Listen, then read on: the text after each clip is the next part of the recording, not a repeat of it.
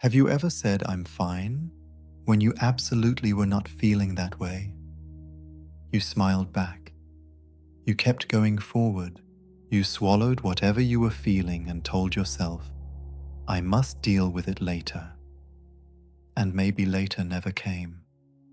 Instead, it leaked out as irritability, as sudden tears over something small, as snapping at someone you love, as exhaustion you can't explain, as anxiety that shows up after the crisis is over. If that sounds familiar, you're not broken. You're just human. So let's talk about emotional suppression. Actually, why so many of us do it. Why it feels like it works in the short term. And why, biologically and psychologically, it always leaks out eventually. More importantly, we'll talk about what to do instead, without becoming dramatic, overwhelmed, or emotionally chaotic. This isn't about feeling everything all the time. Are emotions running your life from behind the scenes? Let's learn how they actually work. If I don't show my emotions, I'm in control. That is a common belief. That idea is deeply ingrained in many of us. Maybe you were praised for being strong. Maybe emotions felt unsafe in your home. Maybe you learned early that feelings slow things down or make you a burden, so you adapted.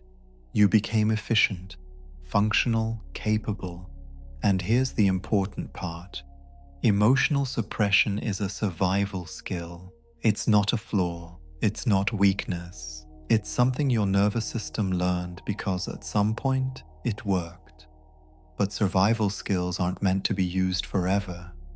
They're meant to get you through danger, not become your personality. Let's clarify something. Emotional suppression is not the same as emotional regulation. Regulation says, I notice what I'm feeling and I choose how to respond. While suppression says, I pretend I'm not feeling this. We can think of it like this. Regulation is turning down the volume, but suppression is cutting the wires and hoping the music stops. Spoiler alert, music doesn't stop. Here's the science, explained simply. Emotions are biological signals. They involve hormones, nervous system activation, muscle tension, and brain chemistry. When something happens, your brain evaluates it instantly. Is this safe? Is this threatening? Does this matter?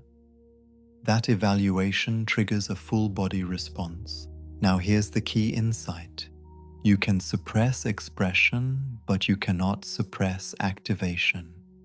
You can stop yourself from crying. You can stop yourself from yelling, but your body still releases stress hormones, cortisol, adrenaline, noradrenaline.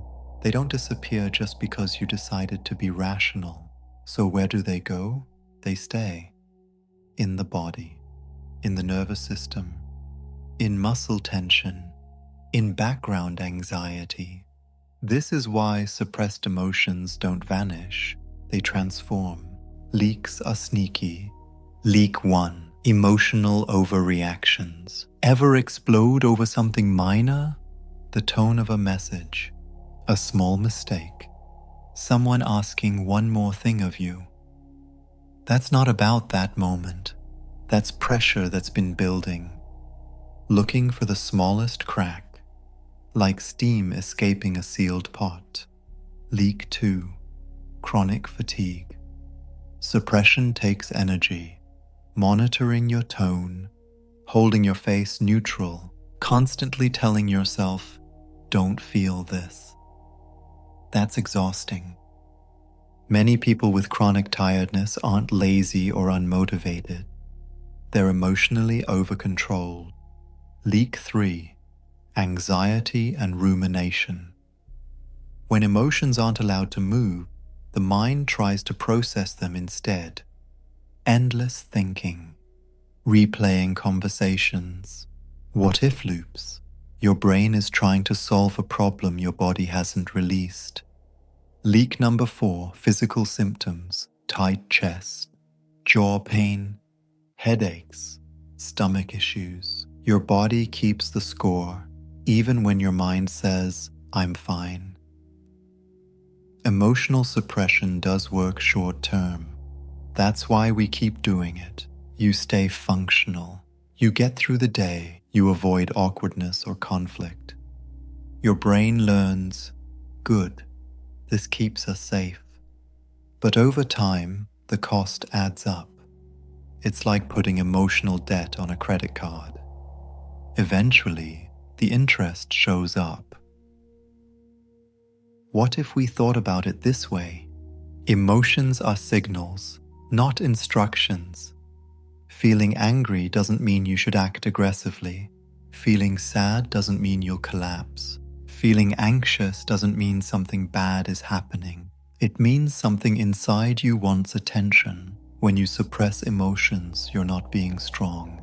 You're ignoring information, and ignored information finds another way to speak.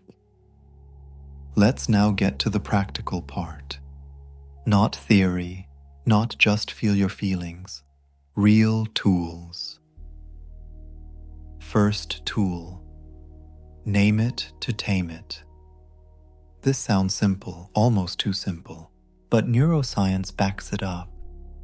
When you name an emotion, you activate the prefrontal cortex, the part of the brain responsible for regulation. Try this. Instead of, I'm fine, say internally, I'm feeling irritated and tired. I'm feeling disappointed and tense. I'm feeling anxious and overwhelmed. No story, no judgment, just naming. This alone reduces emotional intensity. Second tool, 90-second rule. Most emotional surges last about 90 seconds if you don't fuel them with thought. So when something hits, pause, breathe, let the wave pass. You don't need to suppress. You don't need to act. Just let your nervous system complete the cycle. Emotions want movement, not resistance. Third tool, micro releases. You don't need a breakdown to process emotions. Try small releases. A deep exhale, shaking out your hands. A short walk, writing 3 uncensored sentences. Think of it like cracking the pressure valve regularly. Fourth tool, safe expression containers. Not every emotion needs to be shared with everyone. Choose containers. One trusted person, a journal, voice notes, therapy or coaching. Expression doesn't mean chaos. It means channeling. A few important notes. If you have ADHD, trauma history, high sensitivity, anxiety disorders, your nervous system may react more intensely. That doesn't mean you're too emotional. It means your system processes stimulation differently. Go slower, use grounding, get support if needed. Also, this is key. Expression without regulation can be just as harmful as suppression. The goal isn't dumping emotions everywhere. The goal is integration. Let's pause for a moment. If you've been suppressing emotions for years, that was your system trying to protect you. You weren't weak, you weren't failing, you were surviving, and now you're learning something new that deserves compassion, not criticism. Try this reflection. What was I protecting myself from when I learned to suppress? That answer matters. Here's the truth most people never hear. You don't suppress emotions forever. You only choose where they show up, consciously or unconsciously, in calm moments, or in leaks and explosions. The more you allow emotions to move with awareness, the less power they have over you. So let's recap. Emotional suppression is a learned survival strategy. It works short-term, but leaks long-term. Emotions are biological signals, not flaws. Regulation beats suppression. Small, consistent processing prevents big breakdowns. You don't need to become someone who's emotional all the time.